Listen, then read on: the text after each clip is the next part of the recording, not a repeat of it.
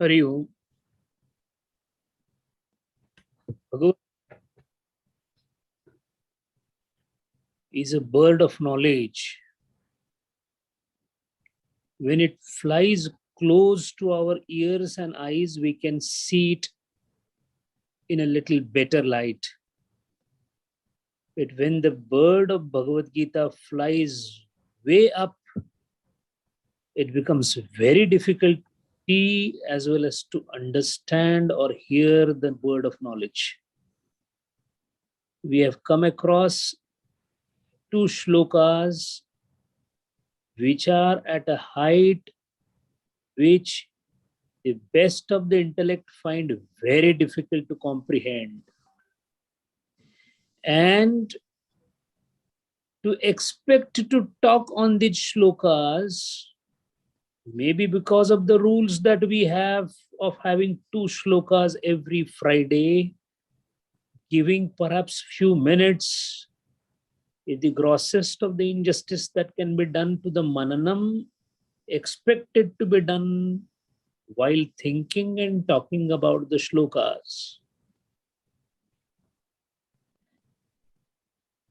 When Bhagavad Gita becomes very difficult to understand, we try to take shelter of the great saintly people who understood it in right earnest. However, Madhusudan Saraswati, Srimad Acharya Shankaracharya ji, even Gurudeva, they have given their explanations which are very difficult to understand. Forget about the shloka, the commentary itself is not easy to understand. There are too many slippery places in Gurudeva's commentary, and I can perhaps ascertain the reason for it. Gurudeva, while writing the commentary on these two shlokas, himself went into the higher realms. The flight that the shloka has taken, Gurudeva also has taken the flight to the same height. Unfortunately, we are left too much on the ground to grasp it. And yet we intend to have it finished in 2 hours with a couple of minutes to everybody. So it's quite paradoxical. However, rules are rules and we follow it. The 17th shloka, it has been pointed out by Ishwarji and Pradeepji both that Bodhavyam has come 3 times. In any good scripture, in any divine scripture, we cannot have Punarukti dosha. Dvirukti itself is called as a dosha unless warranted. Here we have Punarukti. 3 times Bodhavyam has come. So is it a Punarukti dosha or it is a design, a deliberate attempt? And when Lord speaks and we don't understand, the mistake can be ours, it cannot be Lord's.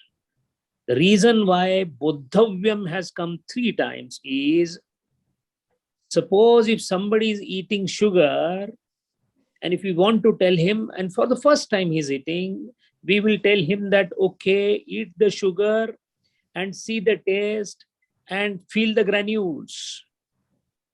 What happened? With and we connected these 3 things because they are related to the same substance. When categorical classification is there, when things are so separate that they are not attached to each other, we have to treat them in a compartmental manner. And that is the reason why Bhagavad Gita, with a deliberate intention, is using Bodhavyam 3 times. Karmana Bodhavyam, Vikarma Bodhavyam, Akarma Bodhavyam. Understand each of them separately as separate from each other and what they are. That is the reason it has come. Second important thing that we should not miss is it is bodhavyam. Both these shlokas for today's consideration have buddhi as the word. Here it says bodhavyam. You ought to know. And if you know, you become buddhimana. But our intention of the entire Bhagavad Gita is to become jnani, not a buddhimana. Gurudev has rightly caught this and spoken about it.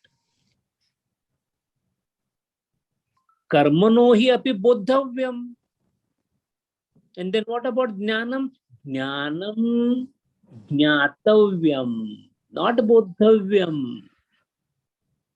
Buddhi can help you to understand karma. It cannot grapple with jnanam. Why? Jnanam is beyond buddhi. When buddhi or intellect is transcended, jnanam appears. Then why is this spoken about buddhi? Because right now you are entangled in the misinterpretation of the act or the karma.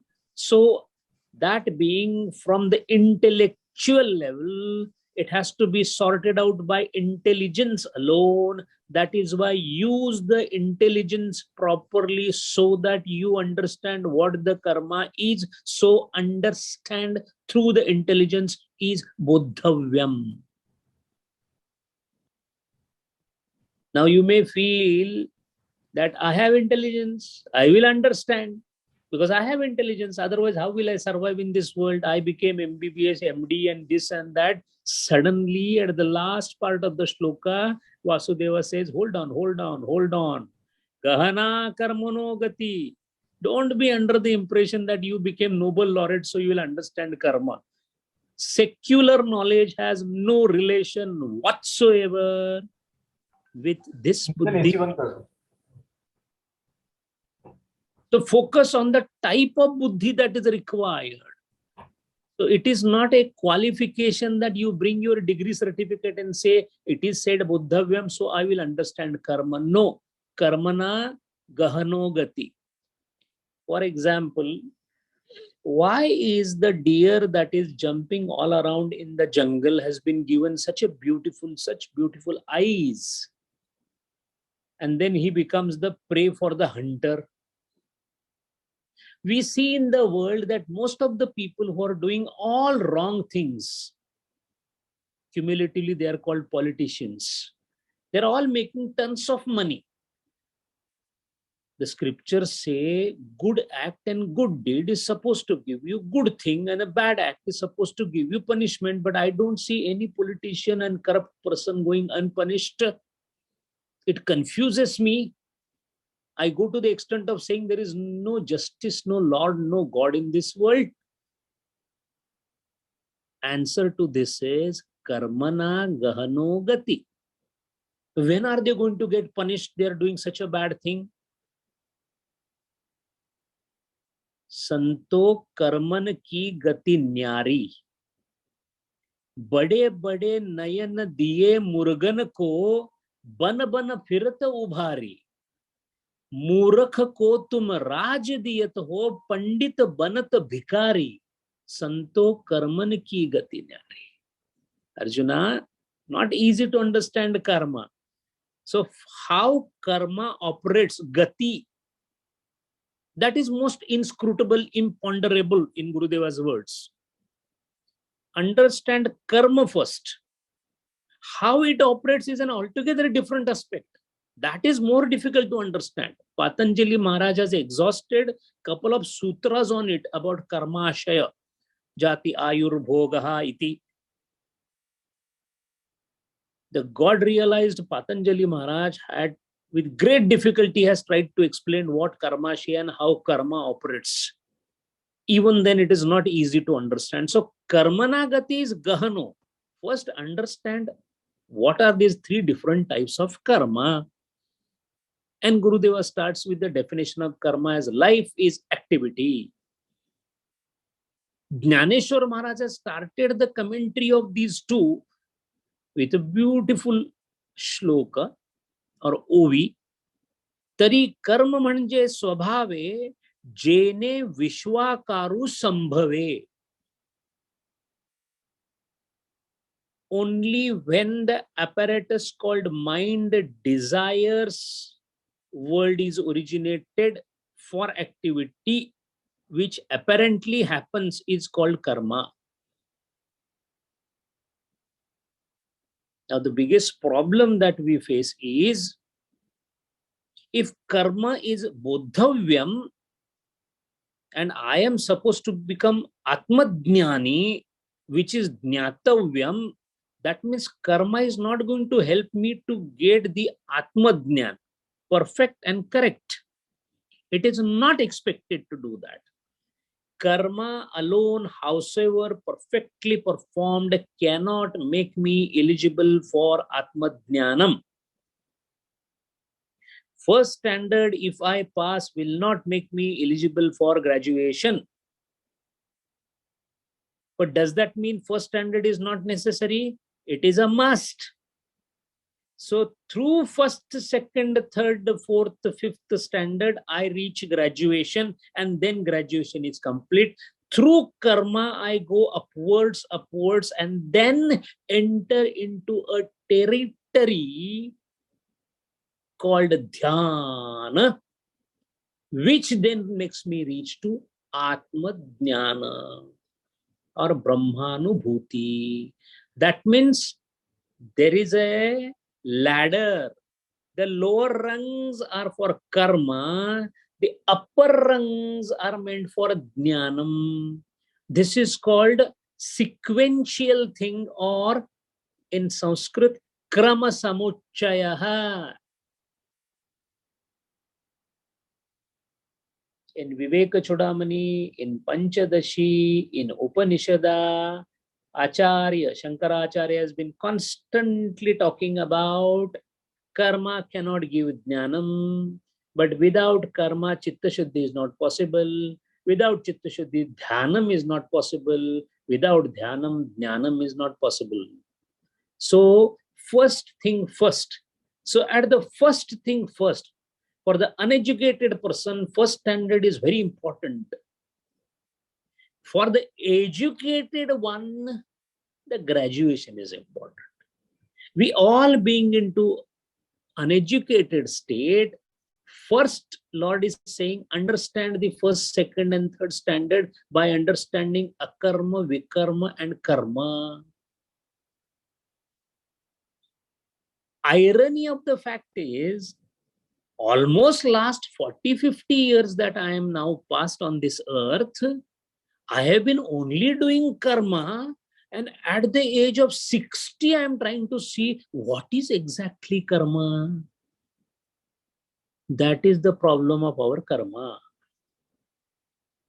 Every day I am doing a karma, every second I am doing a karma, still I never stopped and thought, what is karma? Every day I am doing something without understanding, what am I supposed to do? That is the biggest issue that we have, and that is why the Lord has given this particular shloka. Now, out of this karmano hyapi bodhavyam, understand what karma is. Understand what is vikarma is, dushta karma. Understood. But what is this akarma? Bad karma, good karma. Easy to understand. Killing somebody, helping somebody. Easy to understand. Akarma. And sometime back in 3rd Adhyaya, in the 5th shloka, I already read Vasudeva saying that nahi kaschit kshanam api jatu tishtat akarma kruta. And here it is saying, understand akarma also. If a minute also doesn't go without doing karma, here they are talking about a time when there is no karma. So what is this akarma? break your head in reading Acha Shankaracharya's commentary. And he has, when Shankaracharya or Gurudeva extends the commentary by number of pages, understand it is a very difficult subject. Madhusudan Saraswati, Shankaracharya, Gurudeva, they normally talk whatever is required, not one word more. All the three have elaborated this shloka. More elaboration means more challenge to the dull buddhi that we have. We have to put it really in a very concentrated manner to understand. Akarma is defined as a deep sleep or periods of or intervals of total holiday from life by Gurudeva. Deep sleep understood. Which are those intervals of total holiday from life? In Jagruta Avastha, Shankaracharya is used for akarma a word called Tushni Bhavasya Bodhavyam. Akarmasya Bodhavyam means Tushni Bhavasya Bodhavyam. Akarma means Tushni Bhava. What is Tushni Bhava? Silence. Tushnim Bhava. Don't talk. Keep quiet. Keep quiet. Tushnim Bhava. Tushni Bhava. Silent. And then the discussion starts forward about what is karma, vikarma, and akarma. Now the question is, Gurudev says, if akarma is to be taken not as a deep sleep, but as a happy interval of non-doing, then he calls it by a completely different name. The name given there by Gurudeva is inactivity. So activity, karma, illactivity, vikarma, inactivity, akarma, and inactivity.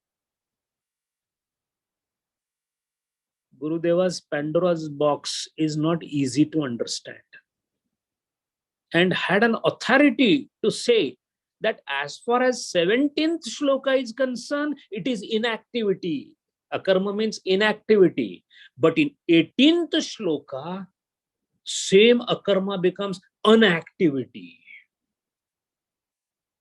Too many googlies are there in these two shlokas. It would require a lot of patience, mananam to understand. But our problem is every Friday, 2 hours, 20 minutes or 10 minutes to everybody and understood. Thank you. Hari Om.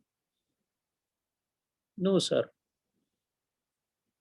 Ishwarji says 2 hours before breakfast, etc. Sir, 2 hours also can't reach there. A serious plunge is required. A deep diving is required. Who is saying so? Not me. Vasudeva used the word Gahana. What is Gahana?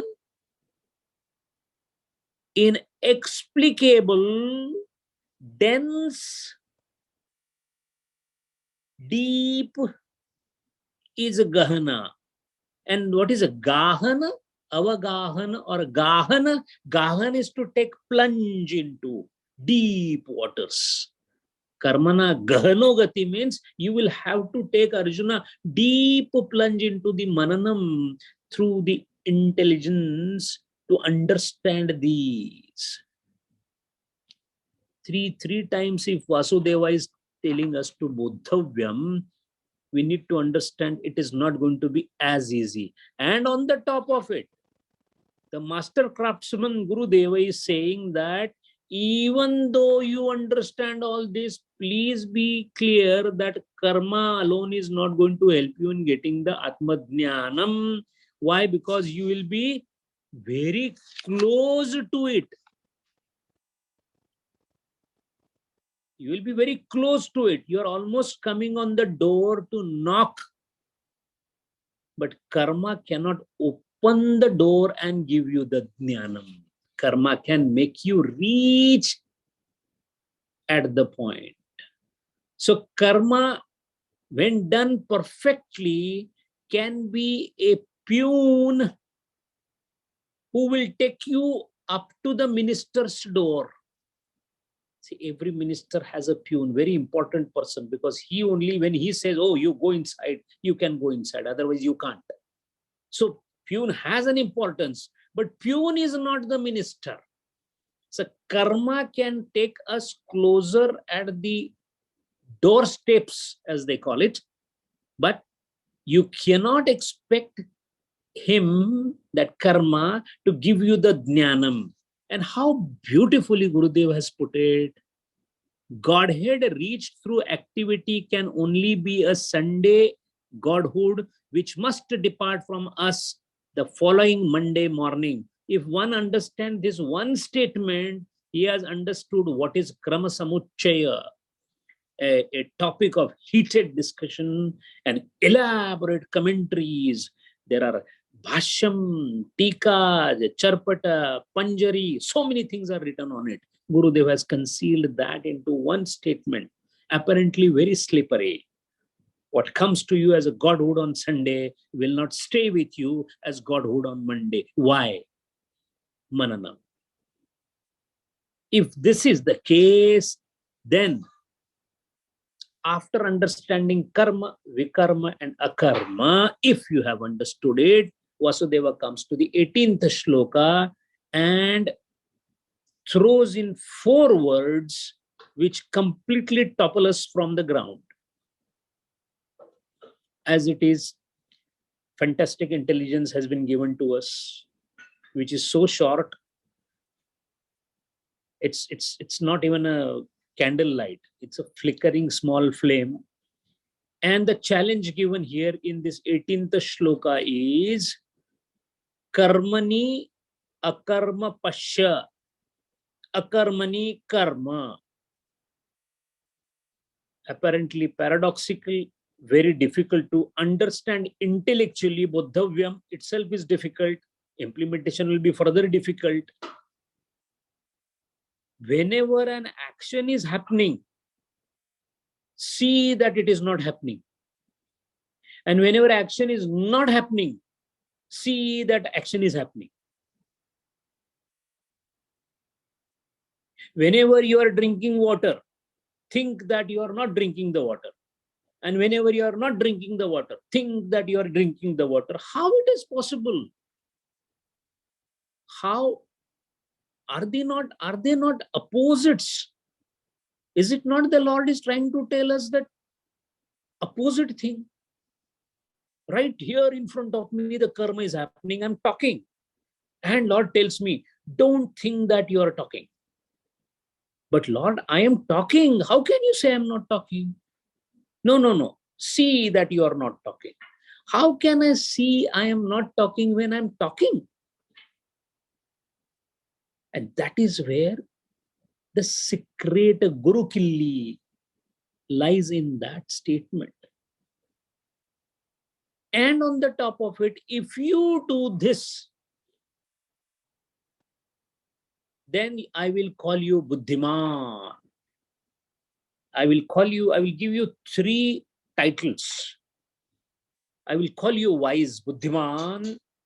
I will call you Yukta. But Vasudeva, I wanted to become one with you, Sanyukta. No. That I can't give you. I will give you Yukta. Almost close to Atmadnyan. Gurudeva has used this word very carefully. Not Atmadnyana. No. Prategatma. Close to the Atmadnyanam. So Yuktaha. Once you come here, then further you undertake meditation and reach me. Then you will be Sanyukta. Right now you are Yukta. So your second title that I'm going to give you is, you will be a yogi, Yukta, and you will be Krutsna Karma Kruta. True and correct performer of karma. What is the meaning of this? If you are able to see akarma in karma and karma in akarma, then I will call you the perfect performer of karma. Since we all have not seen it, Who are we? The imperfect performers of karma. That means our karma right now is happening in the most wrong way, not in the way the Lord has spoken to us. So the difference between Gurudeva and us, what is the difference? He is Krishna Karma Kruta. His work was perfectly performed as Lord wanted any upadhi to perform. What about us? It is going perfectly in the opposite direction.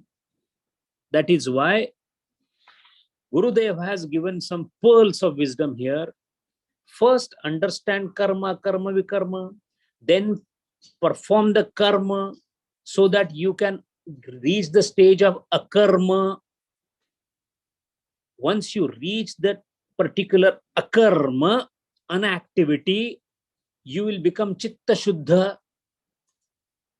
All these two shlokas and the karma is basically meant for chitta shuddhi alone, and chitta shuddhi is primary school. After that, the secondary school starts, which is dhanam. That is not possible unless first 5 standards are complete. Unless karma is performed the way Lord wants us to perform, it is not possible to get into the higher realms of consciousness. Athato Brahma Jidnyasa. Brahma Jidnyasa, the first sutra, Brahma Sutra, Athato Brahma Jidnyasa, Athato Dharma Jidnyasa. Purvamimamsa starts with that. Athato means what? After the Chitta Shuddhi is done, we are supposed to read that, because that knowledge is useful in secondary school, the final leg of learning. It's a different thing that we keep reading everything everywhere. Even Bhagavad Gita also requires an authority to touch the scriptures. We have anyway trespassed that. That is why Gurudeva says, if you perform the karma the way you are supposed to perform, you will reach at indescribable poise, which is essential for practice of meditation. And that is why to reach to that inactivity stage, Gurudeva says, you must have ability to observe the things that are happening as an observer. Separate yourself from the karma as the karma observer, not as a karma doer. Moment you become a karma doer, you are amalgamated with the karma. You are never separate from the karma. You have to separate yourself. So the one who is acting, this body, this instrument is acting. I am not the instrument. That is why Gurudeva has given absolute fabulous example. The train runs not the steam, the fan moves not the electricity, the fuel burns not the fire. The body, mind, intellect functions not the self.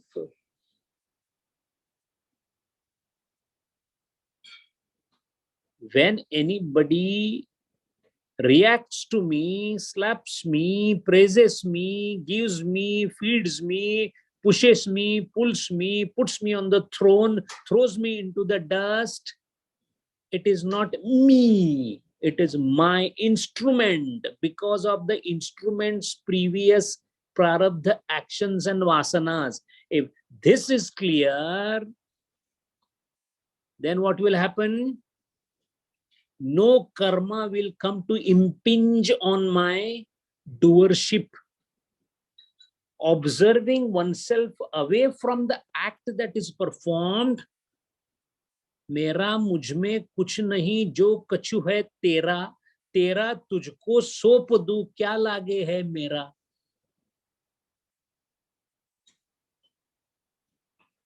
And once we say, Lord, it is yours, not mine, Lord, it is yours, not mine, naturally, observer state becomes more perfect. Tu karta, tu bhaya, mujh mein raha na main. That's why an observer, if he's able to dissociate himself from the doership, if there is a girl dancing and observing, am I doing the dance? I am not doing the dance. So I am not the doer. But am I not observing that she is dancing? Yes. Now, if I have no attachment to what is happening there, I can enjoy the dance also, because I am not involved in the dance. I am not the dancer, yet the dancing is happening.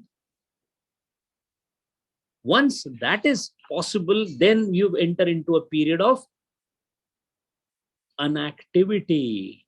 And inactivity, more and more the inactivity, more and more the sattvikata fullness, more and more the chitta shuddhi. Once that is done,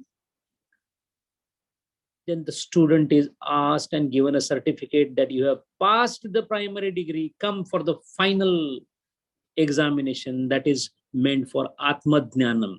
The capacity to observe oneself as an actor on the stage of the life is a capacity divine and noble. Divine and noble means sattva.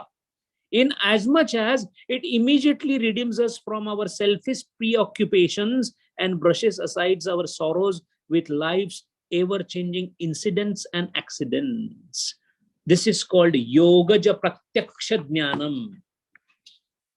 This is a stage where knowledge dawns upon us without any activity. It's only post-chitta shuddhi. And that is why karma is an ointment given to heal the damaged chitta. So to purify the chitta, karma is the crystal that you put it in there in a proper quantity and for proper amount of time, the chitta shuddhi happens and the candidate becomes fit to go for higher travels. Hari Om.